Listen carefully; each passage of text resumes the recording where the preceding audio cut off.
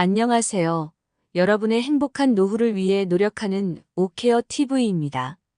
다사다난한 23년 모두 고생 많으셨습니다. 24년도 행복하시기 바랍니다. 작년 한 해 자산 시장이 대체적으로 어려웠습니다. 미국의 급격한 금리 인상 및 인플레이션 러우 전쟁 미중 무역 분쟁 등 악재가 많았기 때문입니다. 이로 인해 우리 가계의 자산이 어느 정도 변동이 있었고, 사람들이 현재 관심을 가지는 자산을 알아보고 미래를 대비하는 것은 의미 있는 일입니다. 5, 60대 평균 자산은 1년 전보다 얼마나 달라졌을까? 영상을 시청 전 구독 및 좋아요 부탁드립니다. 여러분의 성원이 큰 힘이 됩니다. 올해 3월 우리나라의 가구별 평균 자산은 5억 2,727만 원의 자산을 보유하고 있는 것으로 나타났습니다. 1년 전과 비교해 3.7% 감소한 수준입니다. 반면 가구당 부채는 평균 9,186만 원으로 같은 기간 0.2% 늘었습니다. 한국은행이 7일 발표한 2023년 가계 금융복지조사 결과에 따르면 3월 말 기준 가구당 평균 자산은 5억 2,727만 원으로 전년 5억 4,772만 원 대비 3.7% 감소한 것으로 나타났습니다. 자산은 저축과 같은 금융자산과 부동산과 같은 실물자산으로 구성됩니다. 금융자산은 1억 2,587만 원으로 전년 대비 3.8% 늘었지만 주택가격 등 실물자산이 4억 140만 원으로 같은 기간 5.9% 줄며 감소했습니다.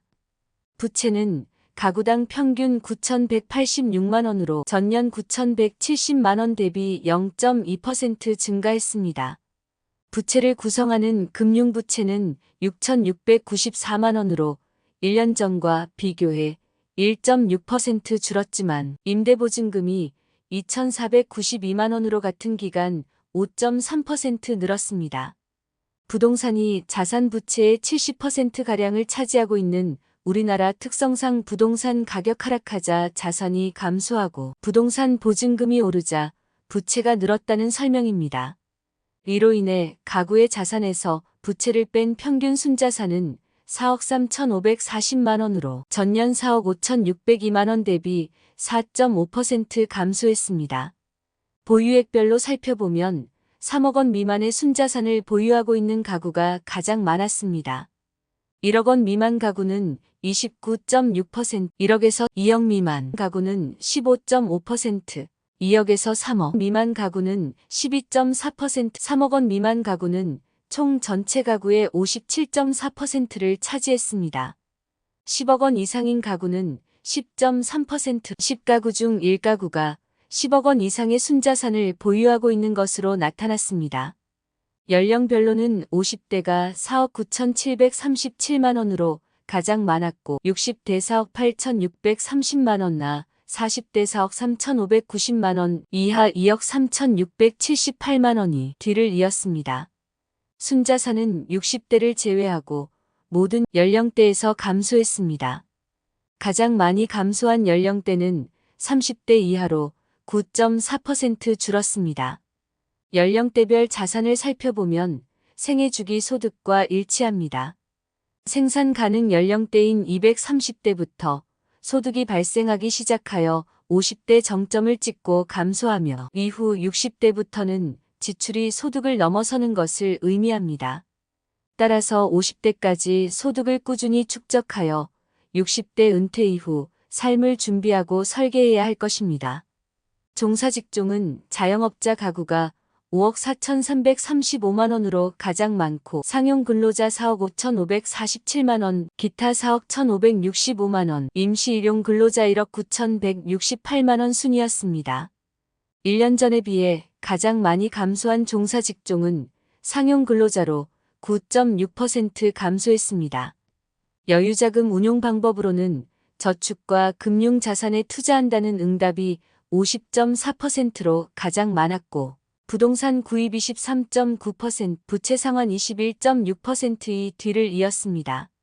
1년 전과 비교해 저축과 금융자산 투자는 2.5%포인트 늘었지만 부동산 구입은 2.4%포인트 감소했습니다. 특히 가구주들은 올해 들어 안전자산을 선호하는 경향이 뚜렷해졌습니다. 금융자산 투자 시 선호하는 방법은 예금이 88.8%로 가장 많았고 주식 8.7%, 개인연금 1.5% 순이었습니다. 1년 전과 비교해 예금 비중은 5.3%포인트 늘어난 반면 주식과 개인연금은 0.5%포인트 줄었습니다. 금융자산 투자 시 우선 고려사항도 안전성이 67.5%로 가장 높았습니다. 특히 부동산에 대한 기대감이 많이 줄었습니다. 1년 후 주택 가격의 변화에 대해서는 10가구 중 4가구가 변화가 없을 것이라고 답했습니다.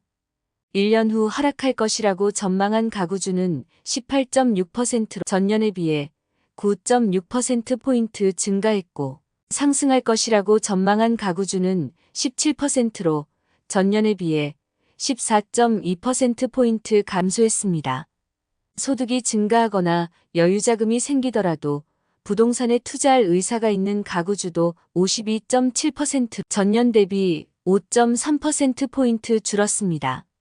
부동산 구입 목적도 내 집 마련 35.7%이 가장 많았고 가치 상승 19.4% 등 투자 목적인 경우는 1년 전과 비교해 2.3%포인트 감소했습니다.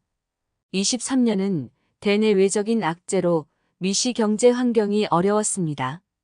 24년은 미국 금리 인상 기조 변화가 자산 시장에 큰 변화를 줄 수 있을 것입니다.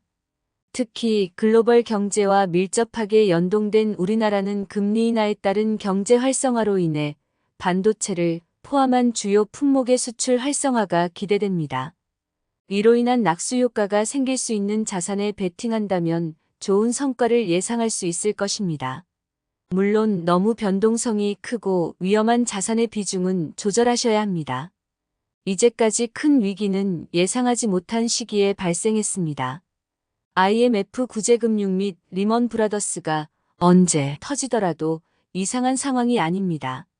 자산에 투자하실 때 안전성을 특히 고려하시면 좋겠습니다. 한 줄 요약입니다. 2023년 통계에 따르면 우리나라의 가구별 평균 자산은 5억 2,727만 원으로 확인되었습니다. 부동산 가격 하락과 보증금 증가로 전년 대비 부채가 증가했습니다. 이로 인해 가구의 순자산도 4억 3,540만 원으로 4.5% 감소했습니다. 연령별로는 50대가 가장 많았으며 60대부터는 감소했습니다. 여유자금 운용 방법은 저축과 금융자산 투자가 가장 많았으며 부동산에 대한 기대 수준이 많이 줄었습니다. 내용이 도움되셨다면 구독 및 좋아요 부탁드립니다. 영상을 보시는 여러분들이 항상 건강하고 행복하셨으면 좋겠습니다. 자산에 대한 여러분의 의견을 댓글로 남겨주시면 영상 제작에 참조하겠습니다. 다음에 더 좋은 영상으로 찾아뵙겠습니다. 감사합니다.